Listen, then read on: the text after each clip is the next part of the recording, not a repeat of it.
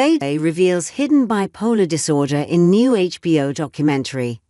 It's described as maybe the greatest Hollywood photo ever taken. There is Faye Dunaway sprawled on a chair next to the Beverly Hills Hotel swimming pool the morning after her Oscar win. Newspapers headlining the awards show her strewn near a table that's presided over by her gleaming golden statuette. But the actress gaze at the ultimate trophy seems disillusioned as the reality of it hits her. "What I love is that all there is?" was kind of the theme to it, says the ferociously talented legend, who is the subject of a documentary that debuts at 8 p.m. ET/PT Saturday on HBO, and will be available for streaming on Max. Faye's a candid, affectionate portrait of a woman who reigned on the big screen from the late 1960s to the middle of the 1970s, when American movies caught up to the turmoil and tumult of the modern world. If you're a Genser, you may recognize Dunaway, now 83, and recall one or two of her films, perhaps the 1981 camp classic, Mommy Dearest, the biopic about Joan Crawford that nearly destroyed her career. Long before the technology existed, the image of Dunaway as Crawford screaming, "No wire hangers," at her adopted daughter was meme-worthy.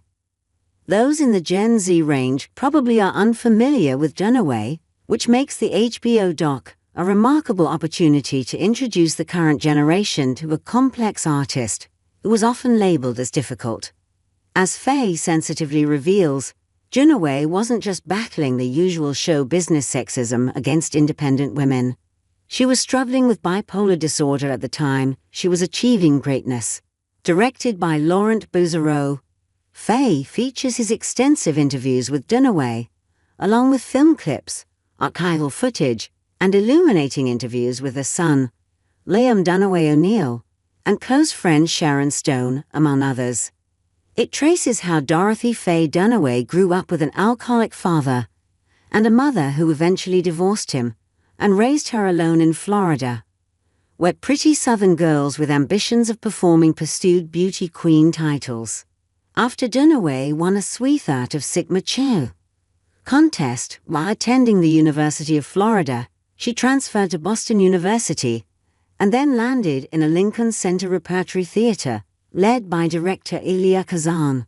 Noticed for her acclaimed off-Broadway, acting in 1965's Hogan's Goat, Dunaway was cast opposite Warren Beatty in 1967's Bonnie and Clyde, the cultural inflection point that helped create New Hollywood with its violence, humor, sense of anguish, and willingness to depict subjects like sexual impotence.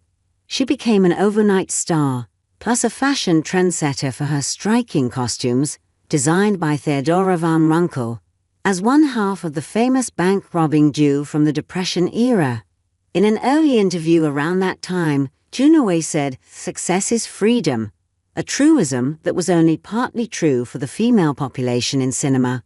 She would go on to deliver brilliant performances in classics like 1968's Sexy Caper, The Thomas Crown Affair with Steve McQueen, 1974's bleak neo-noir Chinatown with Jack Nicholson, and 1976's scathing satire Network. Her role as a brittle TV executive with a prescient knack for reality TV won her the Best Actress Oscar. In Faye, Dunaway addresses the double standards of filmmaking in that era, when wanting more control over your projects and having strong opinions were accepted and encouraged for men, but treated as drawbacks for women.